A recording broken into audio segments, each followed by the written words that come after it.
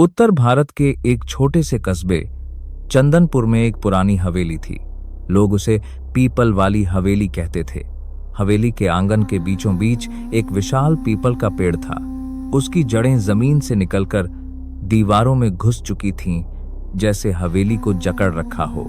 कहते थे, जो रात में उस पीपल के नीचे बने कमरे में सोया, वो सुबह नहीं उठा। लेकिन कोई पुख्ता सबूत कभी नहीं मिला। भाग 1। शहर से आया लड़का। अमन शहर में पला बढ़ा, पढ़ा लिखा, तर्क में विश्वास करने वाला लड़का। उसे भूत प्रेत जैसी बातों पर बिल्कुल भरोसा नहीं था। जब उसकी नौकरी कस्बे के पास लगी तो किराए के लिए वही पुरानी हवेली सबसे सस्ती मिली। हवेली का मालिक बूढ़ा था। चाबी देते वक्त उसने बस इतना कहा, बेटा ऊपर के कमरों में रहना, पीपल के नीचे वाला कमरा बंद ही रखना। अमन मुस्कुराया, डरावनी कहानी लग रही है बाबा। भाग 2। पहली रात हवेली में अजीब सी शांति थी, इतनी गहरी कि कानों में आवाज गूंजने लगे।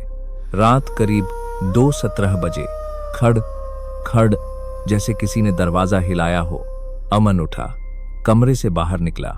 नीचे आंगन में पीपल का पेड़ हवा के बिना ही हिल रहा था और उसी पेड़ के नीचे था वो बंद कमरा। दरवाजे की कुंडी अपने आप हिल रही थी।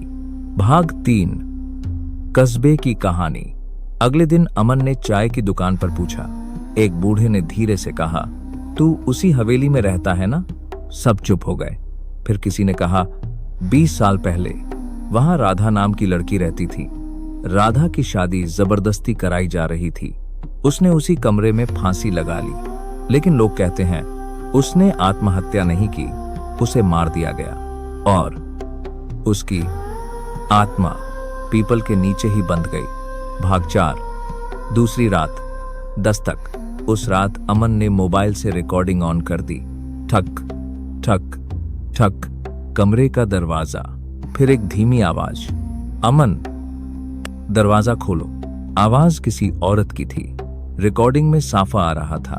अमन कांप गया जब उसने नीचे झांका। पीपल के नीचे खड़ी थी सफेद साड़ी में एक औरत। चेहरा दिखाई नहीं दे रहा था। भाग 5। सच्चाई का दरवाजा। अगली सुबह अमन हवेली छोड़ना चाहता था, लेकिन पीपल के नीचे वाले कमरे का दरवाजा खुला मिला। अंदर दीवारों पर खून के निशान, फर्श में दबा हुआ एक पुराना संदूक में राधा की डायरी में लिखा था, अगर कोई ये पढ़ रहा है तो मेरी आत्मा अब भी यहीं है। सच सबको बताना, वरना मैं किसी को जाने नहीं दूंगी। भाग 6। आत्मा का सामना। रात हुई, पीपल हिलने लगा, कमरे में ठंड फैल गई। राधा की आत्मा सामने थी, चेहरा आधा जला हुआ, आंखें खून से भरी। तुम्हें सच बताना होगा, अमन रोते हुए बोला। मैं वादा करता हूं। भाग 7। मुक्ति। अमन ने अगली सुबह पूरे कस्बे के सामने सच्चाई रखी। हवेली के मालिक का सच सामने आया। वही राधा का हत्यारा था। रात को पीपल के नीचे दिया जलाया गया। हवा चली और पहली बार पीपल शांत हो गया। आखिरी सीन, डरावना ट्विस्ट। अमन शहर लौट गया, लेकिन उसके मोबाइल में एक नई रिकॉर्डिंग मिली। रिकॉर्डिंग में आवाज थी, धन्यवाद अमन, लेकिन पीपल के नीचे वाला कमरा अब खाली नहीं है।